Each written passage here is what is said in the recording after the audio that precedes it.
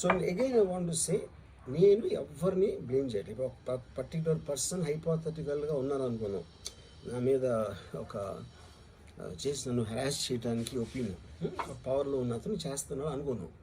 అంటే తప్పేంటి? ఇప్పుడు హెరాస్ చేసే పవర్ లేకపోతే ఇంక పవర్లో రావడానికి ఎందుకు అసలు ఏదైనా చేయటానికి? So like wise social media అనే మాధ్యమం నా దగ్గర ఉంది కాబట్టి, నాకు ఎన్నో కొన్ని ఫాలోవర్స్ ఉన్నారు కాబట్టి వాళ్ళకి రీచ్ అవ్వడానికి నేను చేస్తాను, అలాగే వాళ్ళు చేస్తారు. కానీ నన్ను కానీ తనను కానీ అందరినీ ఫైనల్గా జడ్జ్ చేసేది judiciary. That is the whole point.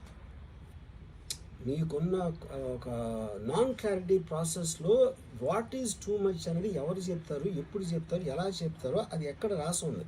ఆ క్లారిటీ అది లేనప్పుడు ఆటోమేటిక్గా this will keep on happening, you know. So I case ఇందాక ఒక మొత్తం social media almost 90% of them they will be liable for cases to will put.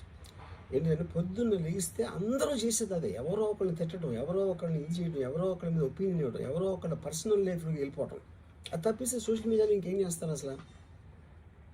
So ఇప్పుడు వాళ్ళందరి మీద పెట్టాలి అంటే అక్కడికి ఎలా అంత ఉంటుంది?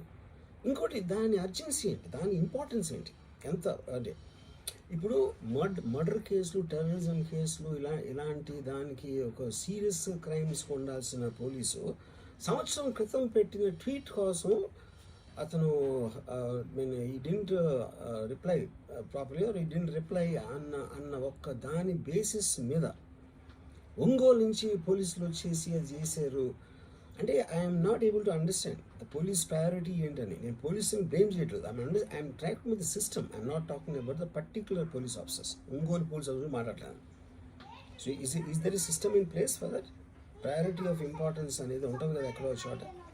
అంటే 11 o'clock నేను ఎప్పి రావాలి, నేను 10 o'clock రిప్లై ఇస్తే 10:30కి వచ్చేస్తే which means they're already there.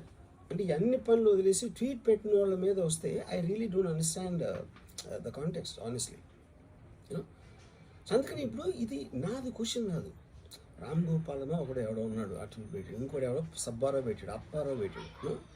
So దీని మూలాన రామ్ గోపాల్ని, అప్పారావు, సుబ్బారావు మీదకి వస్తే రేపు ఎంతమంది మీదకి వెళ్తారు? ఇది అందరి ప్రాబ్లం. సో అది నా